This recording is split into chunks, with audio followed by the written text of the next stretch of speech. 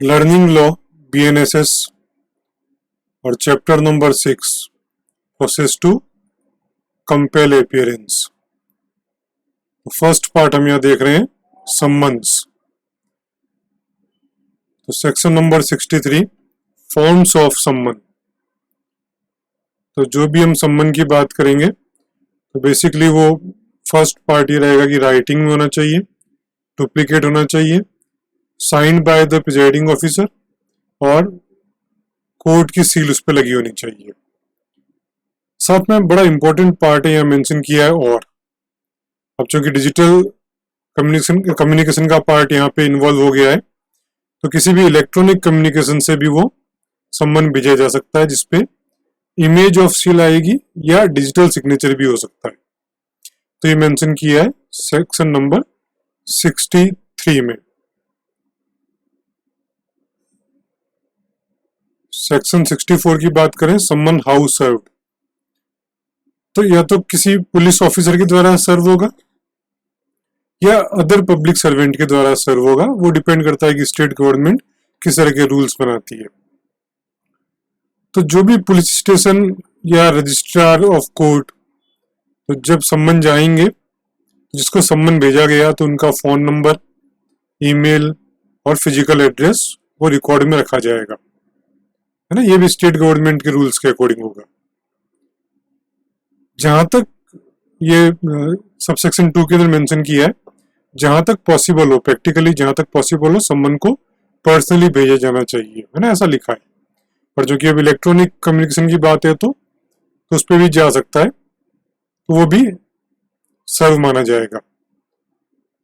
जब भी सम्मन रिसीव होगा पर्सन के द्वारा तो उसके बैक साइड पे डुप्लीकेट पे वो साइन करेगा, है ना, एज ए रिसिप्ट। तो ये हो गया सेक्शन 64।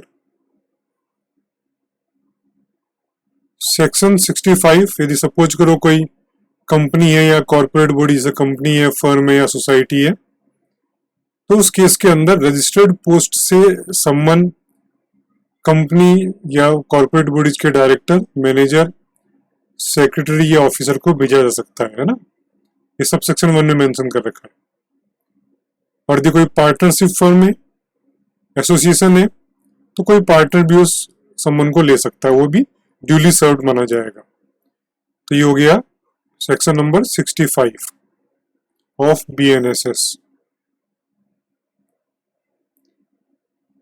अब जिसको सम्मन हम भेज रहे हैं वो नहीं मिल रहा है, सर्विस व्हेन पर्सन सम्मन कैन नॉट बी फाउंड, तो उस केस में सम्मन उस फैमिली के एडल्ट मेंबर को दिया जा सकता है।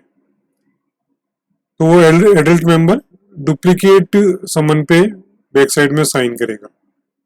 यहाँ इंपॉर्टेंट पार्ट ये है कि servant is not the family member, तो सर्वेंट को दिया हुआ सम्मन ड्यूली सर्व्ड नहीं माना जाएगा, है ना, इंपॉर्टेंट पार्ट है। तो ये जो कॉन्सेप्ट हमने समझा सेक्शन नंबर 66।